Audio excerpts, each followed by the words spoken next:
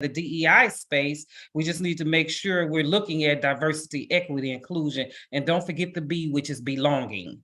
Because you Oh, I can be love that. included, but you may not feel as if you belong. And so, just making sure that whoever we're bringing into our mix or into our business, that we learn how to do business just with anyone. But you have to look at whatever that basis is.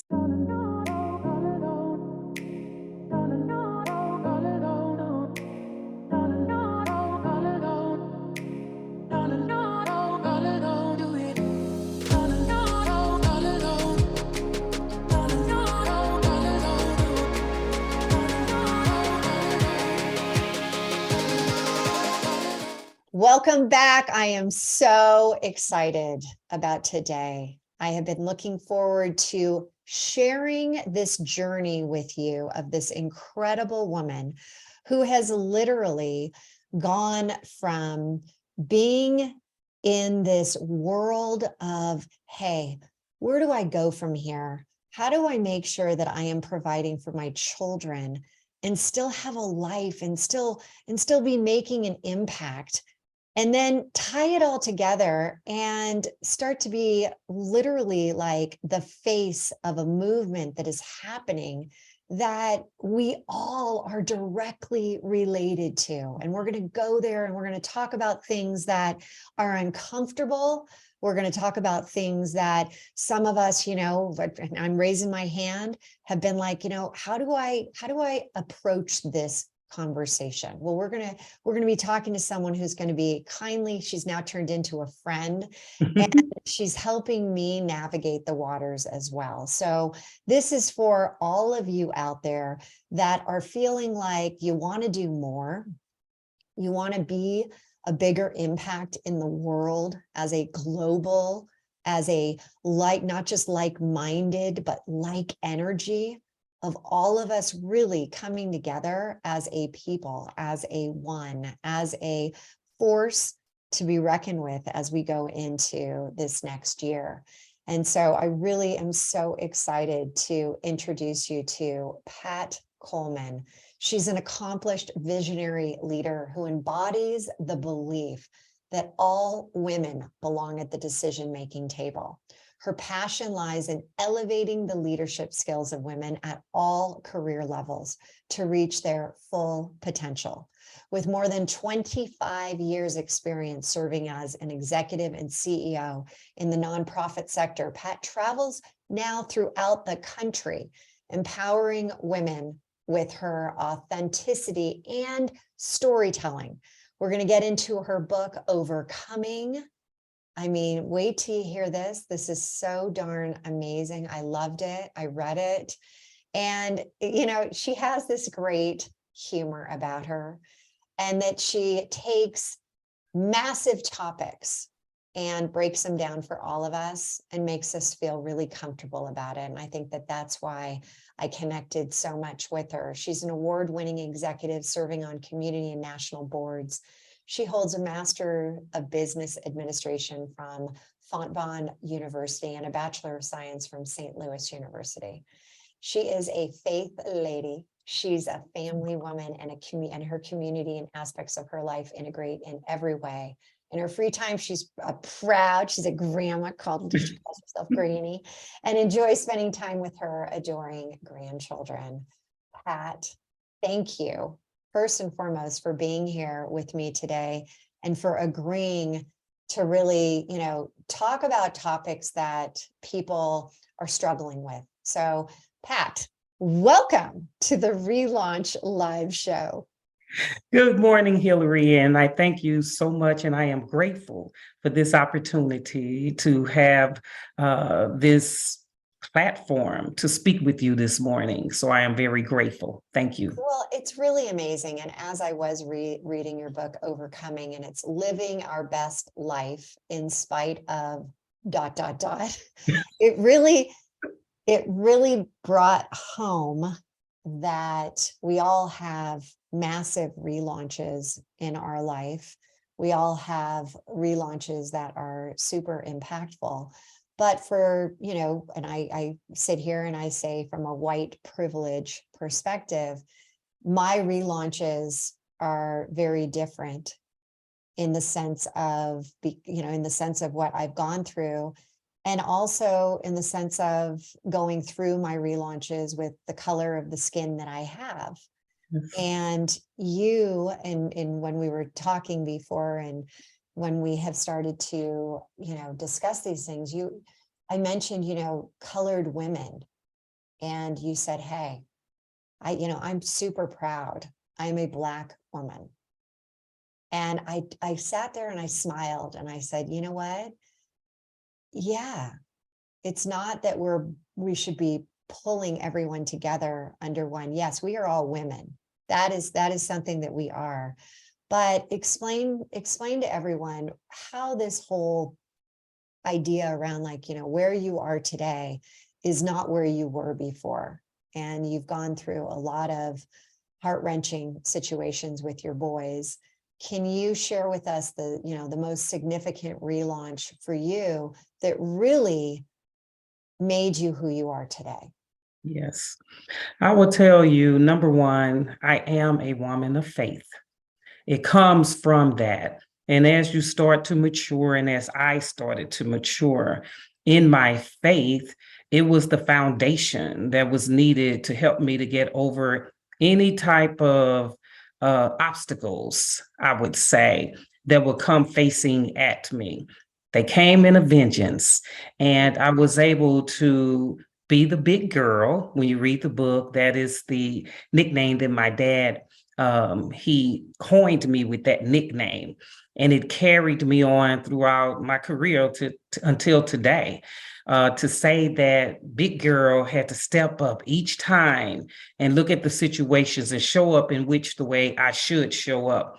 And so having the faith and being a single parent as a teenager, it was about. Wait. You're jumping. You're going so fast here. I want to say you were first, the fourth of 5 children. Yes. And your dad, gives you this label of, big girl. Yes. You're a big girl. And you weren't, the oldest daughter, right? I am the youngest daughter. So this is really interesting, that you're being told by this, wonderful dad, hey, big girl. What do you think his main reason for nicknaming you that? What was that main reason? Yes, I was told that I sort of had this bossy attitude from a very young age. And for whatever reason, he resonated that with big girl. Big girl is going to be something, is what I was told. And big girl is going to face some things, is what I was told. And being the only sibling to complete all of my education, especially through graduate school, Daddy, he really has something. I just still feel as if there was God in the works at that time.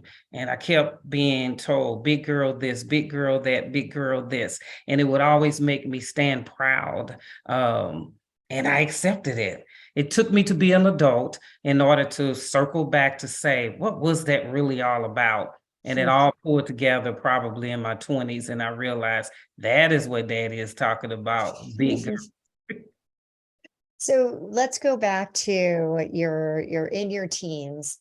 Yes. And you end up getting pregnant, and you decide, hey, I'm having the baby. And this is I'm a faith woman. Can you share with us what was happening in your life at that point? Where were you? Where were you living? What was going on? At that point in my life, I was in high school, of course. I knew that I would be a disappointment. So I went through some disappointment even with myself.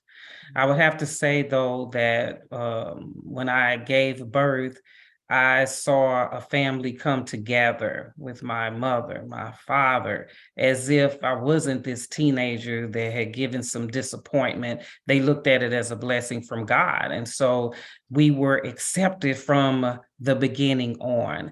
And so I do feel as if I missed some of my high school years, getting pregnant. I come from a background and an environment where I was never really taught about birth control. And so that is it. That is the reason I ended up being a mother of not one, but 2. Mm. as a teenager. And that was, at one point, it took me years to be able to say that out loud to people, that I wasn't educated around it, and that yes, I am a single parent and I am, um, a young parent. But I Yeah, knew so that you really didn't have any help from the fathers? no, No. I did not. I mean, it took me years to realize, well, I would take that back. Not him, but his family, I did. Mm. Um, because when you look at two teenagers, what does he know? I mean, he can love the child, but what could he really do as far as the child is concerned? So it took me years to realize that, he didn't know any more better than I knew, and he did the best that he could at the time. Mm. So it was, so this boy, Yes. this father, I said fathers, I should have said father, Mhm. and he ended up, was he involved at all, or did you say, because he still went to your school, he still was in Yeah, the yeah, area. So yes. how was that for you? You're sitting here, you're raising these No, two right? boys in your parents' house with your Yeah, siblings. yes. With the older sisters, they had gone on, and so it was myself and my younger brother. But I will say that for him, the boy at the time, again, he did the best that he could. We Mm. continued to go to school together. We literally graduated from high school together. What actually started to happen, and that's when the turn came in our lives, when I started to continue to move going this way and Mm. he stayed stuck. And so that is really what separated us. That's what separated me from him, knowing that it was just about the boys. It wasn't about trying to be in a relationship, trying to make sure that the dad was there. And I don't mention it in the book, but when he was 25 years old, their father, he was in a car accident and he passed away. Oh, And so then that was the other thing that we had to deal with in our lives. And so that's why we were so always used to it being the three of us. Uh, I see. yes. And so Yeah. when my father, and also, although I had my mother and my father that really helped us along, my father passed away when they were young as Mm. well. And so that particular daddy figure sort of left the household at that time. But it Mm. didn't keep me from keeping big girl at the center. It gave me more of a drive than anything to make sure that my boys were going to have the best life that they possibly could have, with me being a single parent and my mother helping me along the way. So Pat, you said that, about this drive, and you Yes, said about their father that he was pretty much staying stuck, but you had something, you had a spark inside yeah, of you. I What did. was that? Because you just, I mean, like you said, you were the first person to go, you went to higher education, you just kept Yes. going. And I mean, you've literally crushed it. You've done such an amazing job. But what was it that said, hey, I'm not willing to just stay stuck, or I'm not willing to just stay where I am. I've got a future. Yes. It was being bossy at a young age. And so as I started to have my career, it seemed as if every job that I embarked on, I ended up in some kind of leadership role. I remember being an office manager, and so I'm supervising people in their 50s. And it's just that it just started early, me having leadership roles. And as that started to happen, I realized that I wanted more. And that is the reason I completed my education all during the evening hours. I worked full time, did education in the evening, and I knew it was going to be the education that would propel me in my career. Incredible. And you had these, two sweet boys that Yes. you're also, so you're trying to do it all. You're trying to go to school. You've got them that are young, but they start to grow into little people. And at that Yes. point, you made a massive decision to take them out of their school system and move them into another school system. Yes. And so can you share a little bit about, that was a big decision, and more specifically, what was the decision? What were you doing? Oh, yeah. The decision was the desegregation program. I decided that the schools that they were in wasn't up to par where I wanted them to be. And so I bussed them out we lived in the city, they went to the county schools. And so I made the decision for them to participate in the desegregation program. And it was all around the fact that I wanted my sons to have the best education ever that they deserve to have to be successful in life as well. This is so incredible, because I lived in an area of Los Angeles, and our school was involved in the desegregation, and we had the Yes. busing come in, and there were kids being bussed out. And it was kind of, for those that really don't understand what this whole program, they would bus people from our school out, and they'd bus people in, and we were trying Yes. to, really, from the root. What do you think? Let me ask you this. The goal and the intention of it, and do you believe it was met? I would honestly say I understood the goal and the intention at the time. It's just that the system itself, I don't believe it was prepared for what it should have been prepared for at the time that my sons went and participated in the program. They didn't prepare the students, they didn't prepare the teachers, they didn't prepare the system to be ready for, these Black kids starting to enter mostly white school to desegregate it at the time. I would say that although my sons and I went through hardships, even them participating in that program, I will say that they received a very solid education. And I do believe that that comes from what they have within them, of what I put in them to keep the eye on the mark. We're going to keep the eye on the mark. We're going to get that education because you deserve it just as well as any other child in that school system. And see, this is where I thought that it was done in a fashion and grade. I mean, I was third, fourth grade. It just seemed like it hadn't been thought out very well. Exactly. And They believe they thought it out well, but you actually had to be a part of the actual program in order to really realize, no, they weren't really prepared for that. exactly. And so can you share with us some situations that happened that you share in the book? Oh, yes. One situation was, it really started with my oldest son coming home to tell me that he had a teacher that was pushing him. And for me, it took him maybe 3 times before I really paid attention, because a teacher pushing him. And so I was like, well, what do you mean? And he started to explain to me. And one incident was when you have the kids, they're in the room and you have the teacher going up and down each aisle way to make sure that they're doing their work. They're just walking down each aisle. And when she would get to him, she would actually push him. And his work, he was left-handed, and his work, his hand would go off the paper or what have you.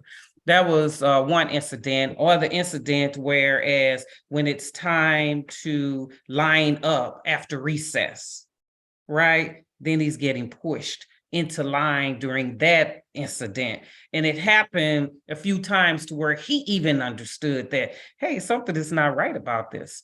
And so he told me about it. I set up a meeting at the school at the time, and it was myself, my son. He wasn't there. It was myself. It was the principal of the school, and I took my pastor with me. I thought I should have someone with me, a faith and a man. And so I took my pastor with me. And but before you go into this story, before we go into what happened, we're going to take a quick break. When we come back, we're going to hear exactly what happened during this meeting.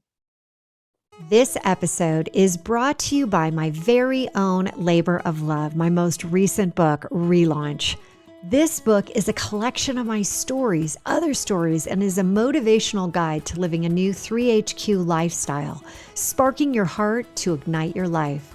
It's available for purchase via Amazon. Get ready to try on the 3HQ method that I've been using for years throughout my entire life, reaching the next level in all areas, both professionally and personally. Get your copy today at www.therelaunchbook.com. Welcome back, everyone. I am here with Pat Coleman. And Pat, this conversation, it brings me back to my own childhood of the desegregation, trying to, have kids and people were being bussed out and bussed in, and hearing it, which is so impactful for me. And I read it in your book, the challenges that you were facing. But before we even go into the meeting that you had once you went to the school, I want to ask you, for you had, because you said at the end of this last, piece, you said they got a great education. So you did what you knew you needed to do, which was get them into the best school system that you could possibly get them into. Yes. But that also meant that they weren't like all the others, right? Especially at that point. Yes. So what was going through your head when you had, these phone calls and your kids are being mistreated at the school, and not just by other kids? They were being mistreated because of the color of their skin by the teacher. Yes. It was the price we paid. It was the price that was paid in order for me to stay focused on them getting a better education. I didn't think the better choice was, okay, we're going to stop here. I'm going to take you out of this school system, and then I'm going to put you back into the school system that I know is not working. And for me to know that no matter what, I was just going to make sure that I was present, that they knew that my sons had a support system, and just keep it moving. And that's what we did. So you got into this meeting, and I love that Yes. you brought your pastor with you. Yes. Yes, I needed that. I learned from an early age. I don't know if it's just being brought up as a girl or it's becoming a woman. I'm sure some women can actually, relate to this. Sometimes we'll even say small things like, you'll hear, you better take a man with you when you go and get that car because they're going to treat a woman differently, But for me, it was always to have that male support, and a male support that I respected at the time. I was young, still not married, single. And so I needed that support. And it was my pastor that I leaned on at the time. And so you're in this meeting, the principal's there, the teacher's there, and what happened? What happened at the meeting was I started to talk and tell what my son had come home to tell me about her pushing him. And before I can finish the conversation or what I had to say fully, she jumps up from her seat. She leans over towards me. She hits on the table and she says, I will not have that. I am not. That is saying that I'm prejudiced. Well, I didn't say you were prejudiced. I'm just telling the story as it was told to me. And so a lot of times and how you're interpreting it is your own way. That's right. That identifies it. So you know where this is falling at, because those words came out of your mouth. They didn't come out of my mouth. A lot of times you can tell the actions of people just in general, of what they have to say as their defense mechanisms to get you to believe that they're not doing what they're really doing. Right. And you are being prejudiced. And I didn't even get the opportunity to say that because she went on her own little rant for a minute. And I don't know at that young age what it was about me that had me to take a step back, because I had the fire in me, but I took a step back and figured, well, let's just let her, let's just let her get this out and let her clown, because I'm not going to join in on that, because I know the real reason why I'm here. And so, it was some back and forth after a while, and the meeting ended. And I know after the meeting, upon investigation, she was put on suspension. And then next thing I know, she was retiring or leaving the school. And so I felt that through that advocacy that I made a difference in my sons' lives, because I stood up for them and they could still go to school and get an education. But what was interesting about that, it was the principal, he started to, not started to, but he overcompensated by wanting to come and pick up my children and to prove his way, I guess. He took them to lunch, and I let it happen a couple of times. But another side of me wanted to say that I believe that he's coming just to see what type of environment these kids are living in, or what type of household that they lived in. And he got the opportunity to see that it was a very loving, very regular household, although I was a single mother. And then my mother was there. And so he got the opportunity to see that they came from just a regular household. I'm just trying to get a better education for them. Right. And it may not be regular in the sense of having the mother and the father or someone at being older or what have you. But as I've gotten older, I kind of think about that as well. There are more good people in the world than not.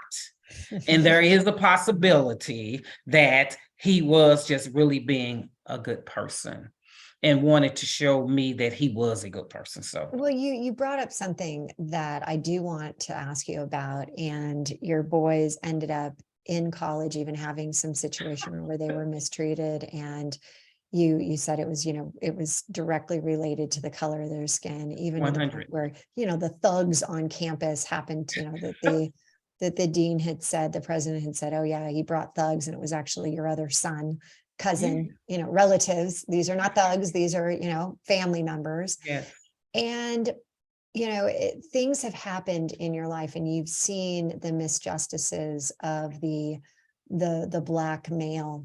That's right. And then George Floyd's, situation came out, and we, saw this misjustice on TV. The images are literally seared in our brains. And the country really, there was so much behind it, so much fuel to want to come together for, a large majority were like, okay, what can we do? How can we make this never happen again? Never put anybody in that situation. And people did overcompensate, right? Very much so. And by the way, for those listening, this is not our first conversation around this. So I want to really take a step back so people can understand from your perspective that, and I shared mine, I said, at that point, I'm like, hey, what can I do? How can I get involved? And sometimes I'm like, I felt like I was a fish out of water. I was like, am I doing the right thing? Am I, I'm trying in my own head to put this all together. But at the same time, I'm learning more about white privilege. I'm feeling less empowered by my own skin color. I'm like, what the hell? Like, getting more and more angry about the misjustices that have gone on, that we haven't stepped in and helped. And with myself and my family, and where we came from and everything. And I really realized it was a wake-up call for me. And yet when you said overcompensate, and you used that word last time, I believe, too, and I was like, interesting, because at some point, what were your expectations? Who did it right? Who did it wrong? And from this point, because what I'm seeing is that we get the fuel, the fire comes in us, misjustice, and let's all pull together. And then it gradually just subsides. And it's like, wait a second, how do we keep that fuel? How do we keep going with this? This is not a one and done until the next situation. And so help me and help the listeners to understand your views on this, and truly where you would like to see society as a whole, and representation around and support for Black men, Black women as a whole. I just want us to, well, number one, when I say overcompensate, really I am just talking about there's no need to be led by incidents. We need to make how people are being treated become the fabric of just the way we live and the way that we should live. And when it comes to, you'll hear the words, well, how can I be an ally, or how can I do this? Not necessarily to be the ally, but in your own time, not to accept things that are not right because of your white privilege, to not overlook things that are happening right in front of your face. But because it's not happening to you, you're not really speaking up or being the voice when we are not in the room. Help us to get in the room, help us to sit at the table, to start seek that out. And if it's not intentional, it won't happen. You Okay, you just understand said what I'm saying? yes, and you said a couple of things, and I want this is again, and I'm gonna ask you to help myself, help others. When you say, get in the room, sit at the table, um, what exactly, like, where could that go? Where could we have this? Because I go back to, and I think I've shared this with you, that it's been 10 years since Sheryl Sandberg said lean in, right? Get at the table, get at the table. Well, that didn't work out so well, right? So I would like to really ask you, what would the right way that would really make an impact, that wouldn't mean Yeah. that lean in ends up caused a lot of like, well, wait, I leaned in and it was the wrong thing. I should never have leaned in, right? Shouldn't have leaned in, didn't want to lean in. So help me understand, from your perspective, what can we do right now, right? Yeah. As people are like, I don't want to say forgetting, but that passion's not there. It's like, come on, everyone, we've got to keep this going. And Yeah. so how can we help? How can we serve? How can we become, an advocate, not just an ally, Yeah. right? We want to really Yes. be there Yeah. with you at the table, right? We love it. We would love it and we receive it. It's just that when I say at the table, I'm not necessarily, when I say at the table, I'm just saying maybe having a voice, Mm, making sure that your voice is heard. And so I don't know each person's life or situations in which they are in. I just believe that being intentional and taking the time to really look around you and find those things if they're not already there, which they probably are in some instances for some people, to take a step back and look at that and say, hey, and to do things like you're doing right now, have these programs where people get the opportunity to talk and to voice and to put their ideas out there, or to help push someone along to come into the fight with us. The bottom line is that we know how to fight as women. We know not to have the infighting, but for us to come together more in order to accomplish things. There is no difference in that than when it comes to race. And so we know that, okay, how do we become intentional about the people that we have around us, the people that are in our circle? How do we educate ourselves? If you can go to Diversity Inc., they suggest like these 10 books that you can read on things related to around race. I've also had people to say, well, I can get the books and they're just going to sit there because I am not a reader, and that may be true as well. So if you're not going to read the books, don't get the books, but just try to look for all types of situations. They're there, whether you believe it or not, around you to help you to participate, to advocate, and to see how you could continue to make a difference and keep things in the forefront. We have a tendency to, when things are on the rise or they're in the media, we have a tendency to keep them in front of us. But what are we going to do when we take a step back in order to stay active in this fight? My sons dealt with everything that they dealt with, all of that throughout their high school, college, or whatever. They're still Black men. They can't forget that. And they can't forget it. But for us to make sure that we're staying active in some kind of way by, as they say in the corporate world, pull someone else up or educate someone else with you, and looking at their next generation and helping them to deal with what needs to be dealt with. There are so many things in this community that we can go and point to. But race is one of those things that we too often don't want to talk about. And I will tell women leaders, especially if you have your own business or you're out there in the work world, you're going to run into it whether you want to believe it or not. And so you have to be bold enough to put the big girl pants on and be bold enough to push forward and know that you belong in whatever that space is that God has put you in order to make a difference in this world. Well, and you've done such a great job. I think the reason that I enjoyed reading your book, even though the stories were heart-wrenching, overcoming, living our best life in spite of, all of these stories. And it gave, storytelling is so important in Yes. our world. And a lot of times you say, oh, go do this, and you're not even sure why you're going to do that. Yes.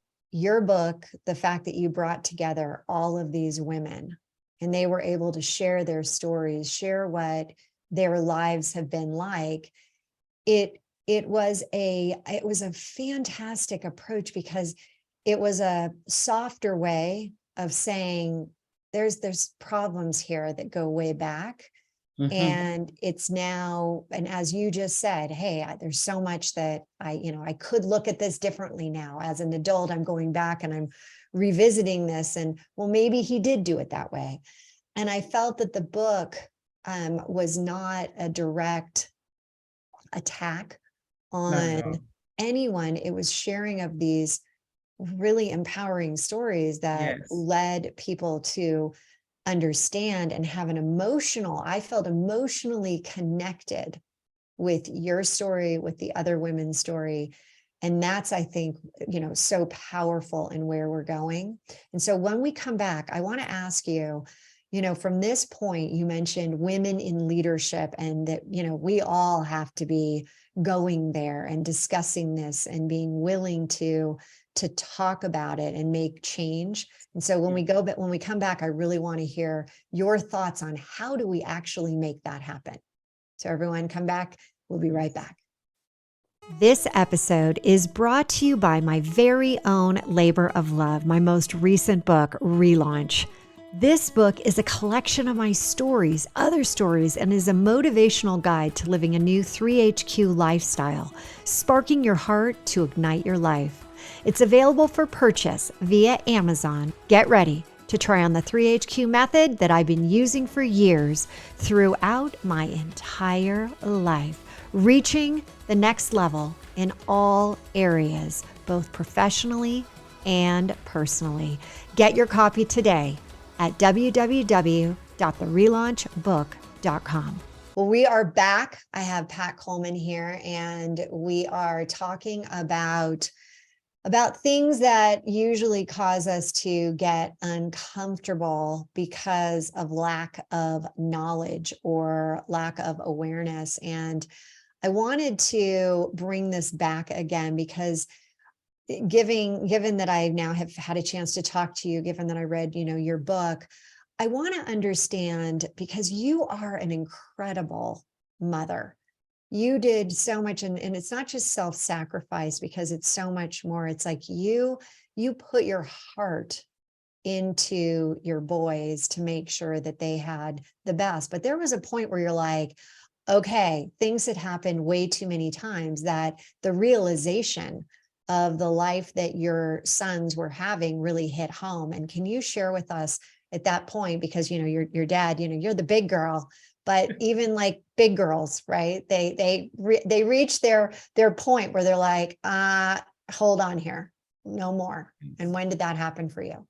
Oh, it just during their college years. I had my first son went away to school in college, and he had a fight with his roommate and his roommate friend, which they jumped him really badly because of who he was, the color of his This is skin. the roommate. This was the roommate, and my son fought them. He took his belt and he wrapped it around his hand. He fought them with the belt. So he was kicked out of college because they said that he fought with a weapon. So they kicked him out. He's on the road. We're driving 5 hours away just to pick him up off the side of the road. My other son gets kicked out because they're talking about the thugs coming on campus. Then we had a situation where a teacher said to my son, "Stop acting like a crack baby." It was all of those things that bubbled up for me to say, "Oh, are you kidding me? Are you serious?" And I don't even know at the time, who was I talking to? It's like, why is this happening to me, my children, my family, that all I want is the best for them? It just, everything just came to a breaking point. I realize I'm just calling out to God, but it's like, who am I talking to? Who's going to listen to me? Because I'm not backing down on this, period. And I know that there will be other things in the future that they will have to deal with, that I was going to have to deal with. But I just got at a breaking point. And but it didn't, but it was a breaking point, but I didn't give up. It's just that I was hurt, feeling bad, and wondering why these things kept happening to myself and my family. And again, you would think that with all of what we went through, that we wouldn't be thriving, that we wouldn't be happy, but we're against the grain. I'm happy to say that we are happy and we're thriving as a family. Well, and you're making such a massive impact on women, and especially women leadership, heart-centered leadership. And it really shows in what you're Yes. putting out there and who you're helping, and the massive amount of changes that are starting to happen with the people you're working with. Yeah. Now, unfortunately, I can't say, hey, well, I could say everyone you need to be working with Pat Coleman, but right now, if I were to broadcast out to the world the message that you give to women leaders right now that are trying to make sure that they are looking at diversity, that they are looking at race, that they are, really helping elevate and getting everybody at the table at this point. How are you coaching people in that? Oh, yeah, I am intentional about pulling women forward. I'm very intentional about that. And I will say women in general, but Black women. If I see something in you, I am going to help you to the fullest of my ability. And I am going to build a relationship with you, and you're going to build a relationship with me. I try to make sure that the women that I am trying to mentor are open to whatever I have to say or give back, and to give the honesty. I don't want to fake any woman to think that it's always a smooth, it's smooth, and that sometimes it's us that are making the mistake. And so I don't want us to get so big headed that we can't take a step back no matter what is coming our way, how negative it is. It's for us to take the time to really look and find out, well, what could I have done to change the situation? Or what could I have done to make it better? Sometimes you come out and realize that it was not really much you could do, but maybe there is a little tweak that can happen. And so I don't want us to get so full of ourselves that we always right. I'd always mentor women that high emotional intelligence, it is second to none. If you can have high emotional intelligence, I hang up my boots, because I know that you will be successful because you've become self-aware, and which is the most important thing when it comes to that, and being willing and open to learning of yourself to make yourself better to move forward.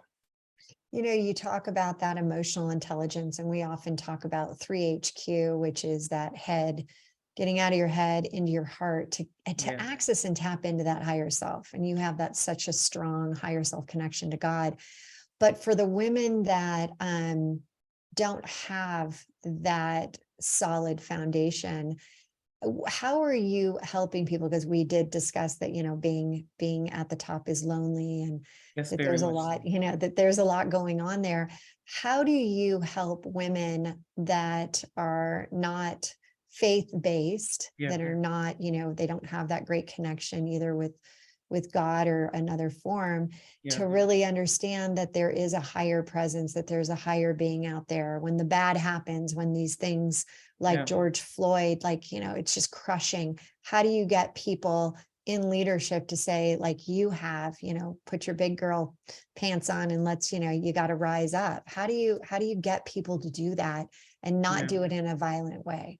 Yeah, I don't, number one, when dealing with people, no matter what their faith or whatever they believe in, I don't throw people away. I make sure that I just stick with you, and I'll stick with you and stick with you, because Pat Coleman is not going anywhere. I'm going to be there for you no matter what, no matter how much it hurts or how upset you may get at me. I'll take a step back for a minute, but I'm going to come back because I obviously see something in you to help you move forward. But when you have situations, I'm from St. Louis.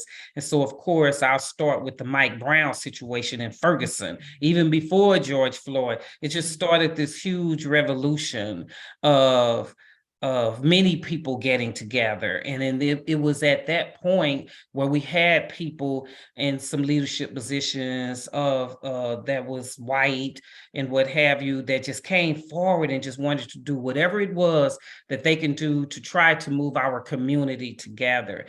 And so for me, when it comes to talking about, again, but that was an incident, right? A huge one. Then you get George Floyd, another one. It's like you have Mike Brown, it lasts for a while, it dies down. Then you get you get Trayvon Moore and Mike Brown. Then you got the Breonna Taylors. Then you have George Floyd, all of that.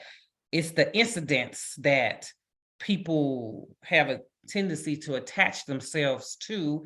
But again, when I talk about that fabric, make it a fabric of who you are, what you're getting involved in, is that you just stay educated. Continue to be educated around you, continue to be open about things. If you don't have that higher calling on your life, okay, that is fine. But I would say put the right people around you, build your own board of directors. You are the CEO of you. And so you build this tribe around you. It could be 2 people, just more than one, so you could have different opinions, but people that can really tell you the truth, get you from out of yourself, get you from the day to day or the hustle of this world, getting caught up in the whirlwind. Just have those people in your lives that you could take a step back and take the time and have these conversations and just keep them going. You have to have something that you trust in. And it's some people, it's their home life. Maybe it's their husband,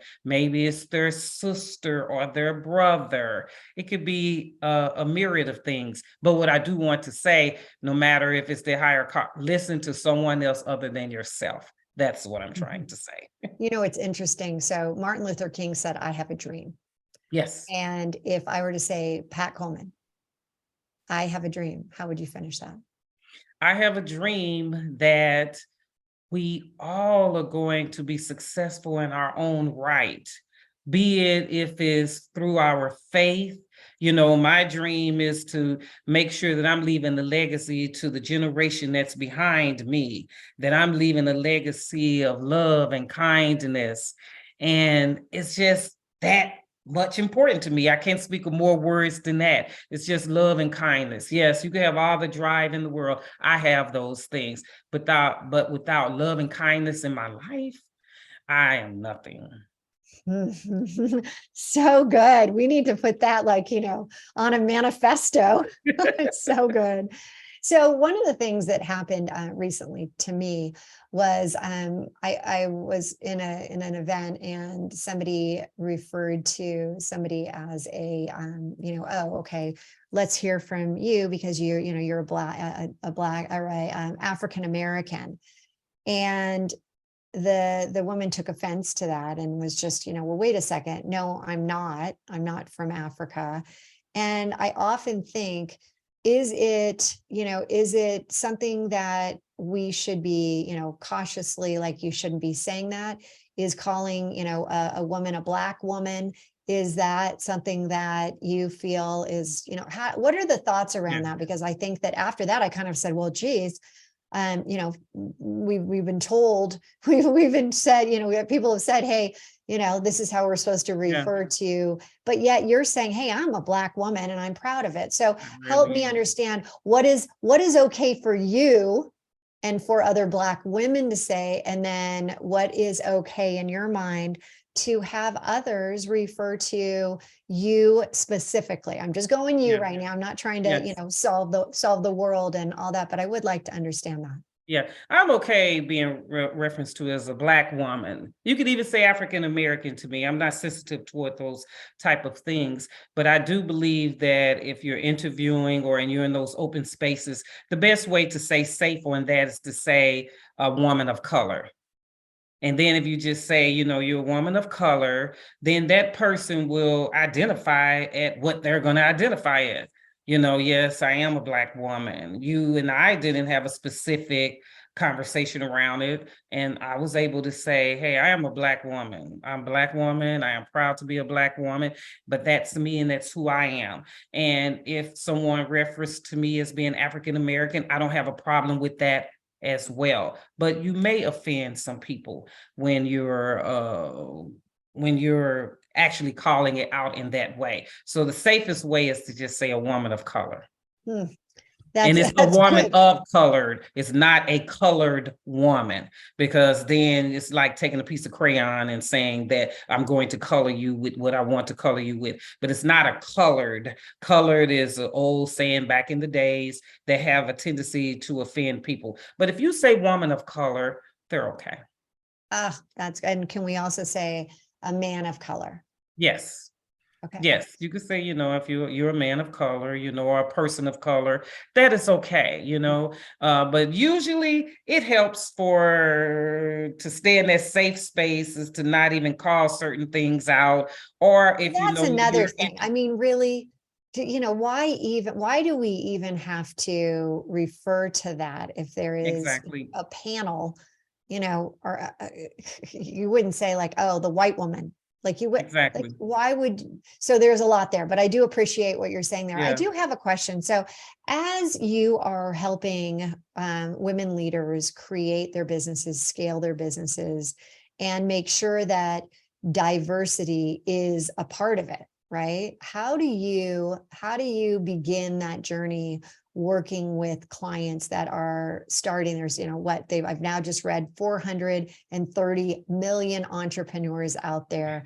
There's a lot of people starting their businesses. A lot of people want to start at that ground level. They don't want to wait to be starting to do, you know, things like that. So what do you think about that? I would just say, just take inventory and be sure of, you know, where you're starting from. It starts with that mission, but you have to be so locked in to what that is. Just start out first, really trying to figure out, well, what is the mission? What are you trying to do? As you see in my business, I am very, it is evident that I will help anyone, but my focus is women.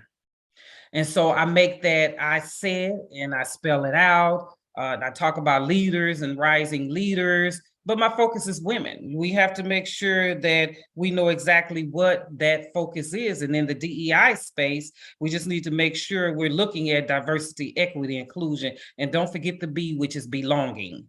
Because you can be included, but you may not feel as if you belong. And so just making sure that whoever we're bringing into our mix or into our business, that we learn how to do business just with anyone. But you have to look at whatever that basis is. And accept who you are. I know that if I come to the table as a Black woman versus if the white woman come to the table or the man come to the table, I know who I'm coming as and who I am. And I just make sure I show up as best as I can and just keep it moving. And I'm building my team in that space. I want to make sure that it's diverse. Who am I, bringing on the team? This is amazing. How can people find you, get in touch with you, and really step into this next part of leadership? Oh, yeah. You can visit my website, www.patcolemanllc.com. That's PATCOLEMANLLC.com. And you can email me at patrcoleman.com. And I will respond to you. Oh, that And you is so definitely great. can find me on LinkedIn. And I have thoroughly enjoyed getting to know you, and you have, given me so many things to really be thinking about in my own business as I continue to scale up Relaunch. So thank you so Yes. much for being here. It's been a Thanks, Hilary. pleasure. I look forward to our continued work together. And for everyone out there, next week, I got to tell you, we're going to be talking about those things, because right now it's that time of year where maybe you've had a little bit too much to eat. But what if you didn't have to diet to actually lose weight? What would you say about that? So next week, we are going to be hearing from a woman that is actually doing just that. So at this point, everyone, live now, love now, relaunch now. Definitely lean into reaching out to Pat Coleman. So amazing what she's doing for everybody to bring us to have an inclusive world together. Thanks again, everyone. We'll see you next week. You've just heard another episode of the Relaunch Podcast. If something shared in this episode resonated with you, please head over to iTunes right now and leave us a 5-star review. And share this episode with others to inspire them to take the small steps that lead to a life full of purpose and possibility. And remember, you can have immediate access to the show notes and any giveaways at therelaunchco.com/podcast. Until next week, now is your time to relaunch your transition into a transformation.